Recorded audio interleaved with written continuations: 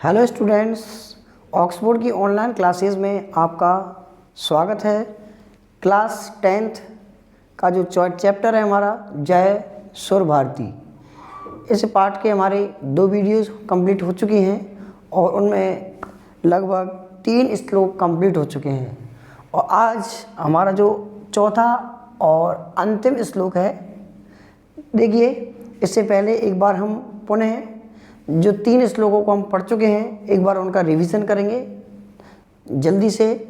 उसके बाद हम पुनः इस अंतिम श्लोक के बारे में जो अर्थ है और इसके विषय में चर्चा करेंगे। जैसे देखिए, जय जय हे भगवती सुर भारती, तब चरणम प्रणमामि। नाद ब्रह्ममयी जय वागीश्वरी, शरणं ते गच्छामि। जय जय हे भगवती सुर भारती, तब चरणं प्रणमामि। नाद ब्रह्ममयी जय वागीश्वरी, शरणं ते गच्छामि। त्वमसि शरण्या त्रिभुवनं धन्या, सुरमुनिवन्दिते चरणा। त्वमसि शरण्या त्रिभुवनं धन्या, सुरमुनिवन्दिते चरणा। नवरस मधुरा कविता मुकुरा, स्मित रुचि रुचि आवरणा। आसीना भव मानस हंसे, कुंदितवहन शशि धवले। हर जड़ता कुरु बुद्धि विकासम, हर जड़ता गुरु बुद्धि विकासम। सित पंकज तनु बिमले, ललित कलामयी ज्ञान विभामयी। ललित कलामयी ज्ञान विभामयी, बीना पुस्तक धारिणी। मतिरातानो तब पद कमले, मतिरातानो तब पद कमले। ऐकुंठा विषहरणी, जय जय हे भगवती सुर भारती, तब चरणों प्रणमामि। देखिए, पहले श्लोक का अर्थ है कि हे माँ सरस्वती, हम आपके चरणों में प्रणाम करते हैं, नमस्कार करते हैं, शीश झुकाते हैं।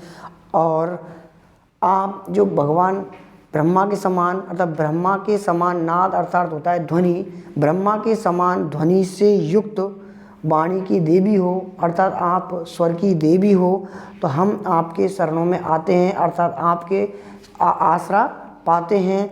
आगे है त्वमसि शरण्या, अर्थात तुम ही संसार को शरण देने वाली हो, आश्रय देने वाली हो, और संसार के तीनों लोकों में आप श्रेष्ठ हो।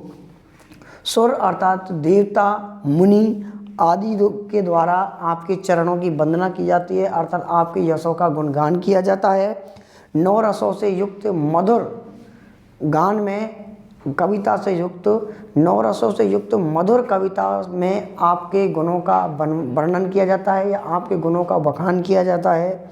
और आप सुंदर, स्मित माने मुस्कान, और सुंदर आभूषणों से युक्त वाली हो। इसके बाद तीसरा श्लोक था कि आसीना, कि आप हे माँ सरस्वती, आप जो है आसीना माने बैठी हुई हो हमारे मानसरोवर में स्थित राजहंस पर। तो हे माँ सरस्वती, आप सफ़ेद रंग के कुंद पुष्प के समान, तुहिन बर्फ के समान और चंद्रमा के समान सफ़ेद राजहंस पर, अर्थात मानसरोवर में स्थित राजहंस पर विराजमान हो, अर्थात हमारे हृदय पर विराजमान हो, बैठी हुई हो, सुशोभित हो। इसके बाद है आप हमारी बुद्धि का विकास करो और हमारे जो अंधकार रूपी या अज्ञानता रूपी जो जड़ता है, अर्थात जो मूर्खता है, उस मूर्खता का आप हरण करो, उसे हर लीजिए और हमारी बुद्धि का विकास कीजिए। ठीक है ना। इसके बाद है आपका जो अंतिम श्लोक है, ललित कलामयी ज्ञान विभामयी बीना पुस्तक धारिणी।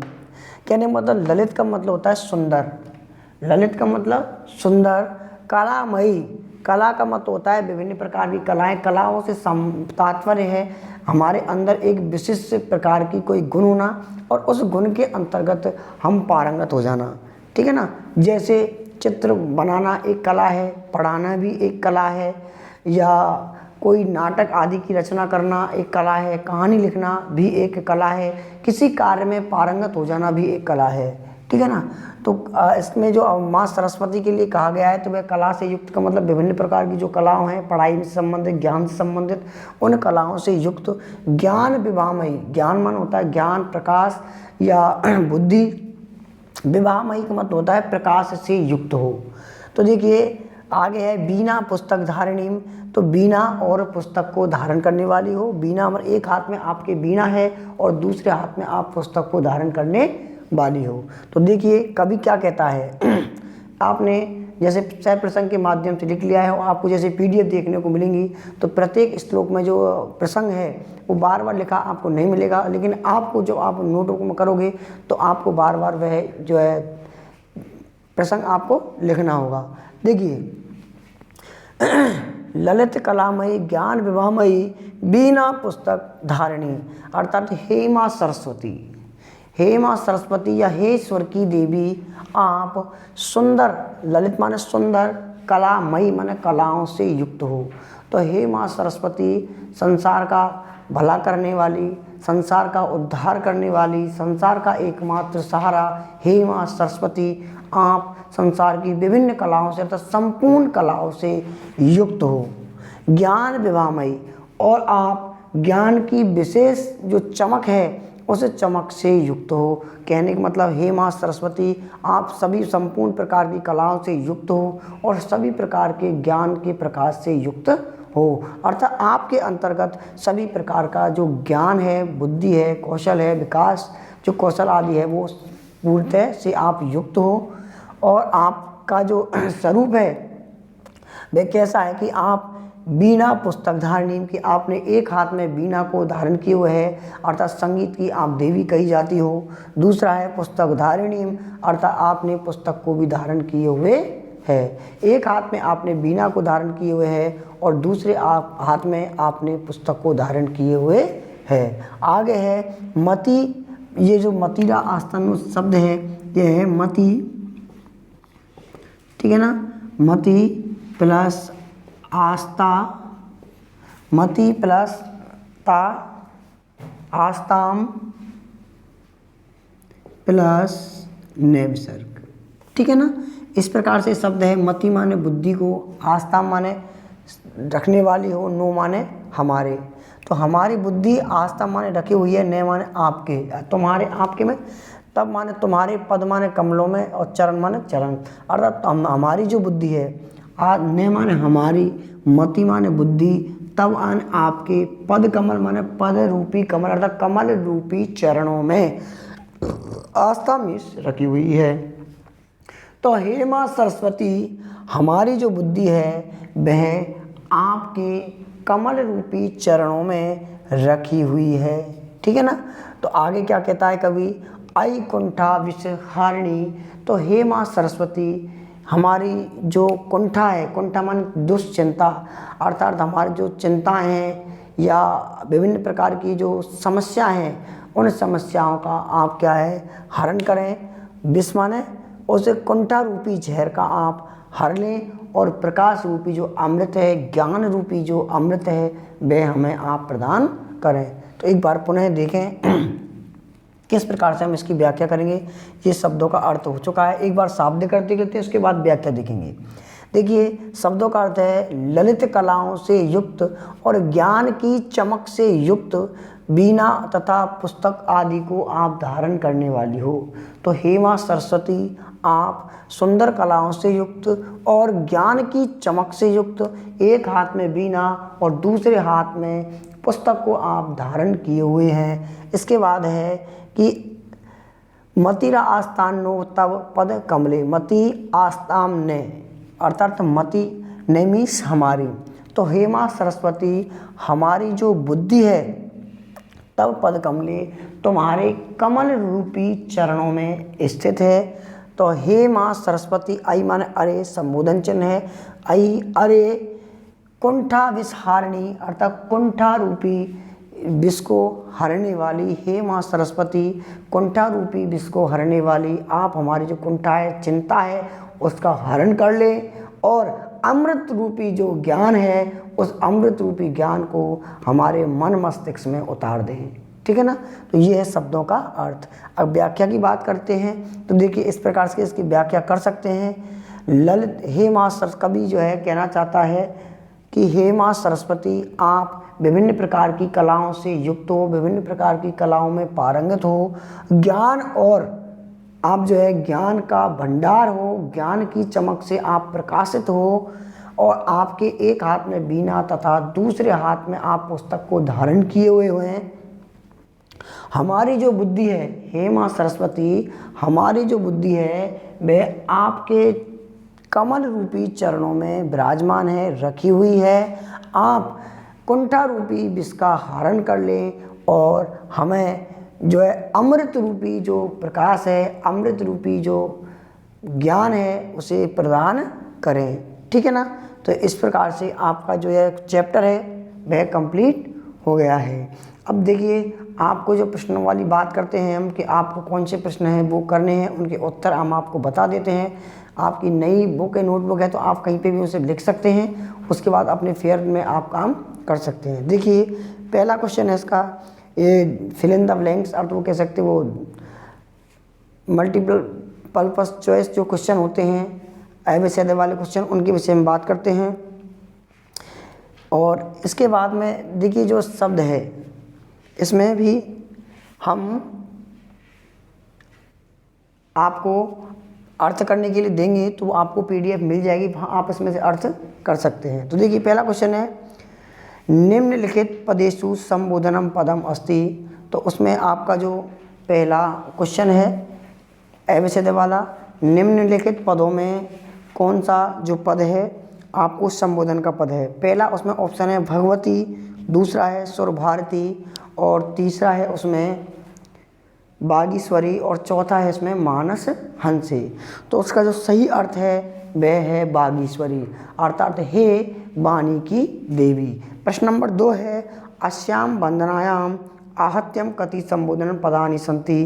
तो इन्हें जो वंदना है, इस वंदना में कुल मिलाकर के कितने संबोधन पद हैं। तो उसमें आपको सप्त, अष्ट, नव, 10, त्रीणी, इस प्रकार से ऑप्शन है। उसमें से आपको 10 वाला जो ऑप्शन है, ऑप्शन नंबर ई, ये आपको सही करना है। इस गीत के लेखक कौन है आपको पता है। अस्याम गीत्याम कस्य वंदना विधीयते, इस गीत में किसकी वंदना की गई है, माँ सरस्वती की, अर्थात बाग देवी की वंदना की गई है। आगे है बागीश्वरी, जो शब्द है उसका क्या अर्थ है।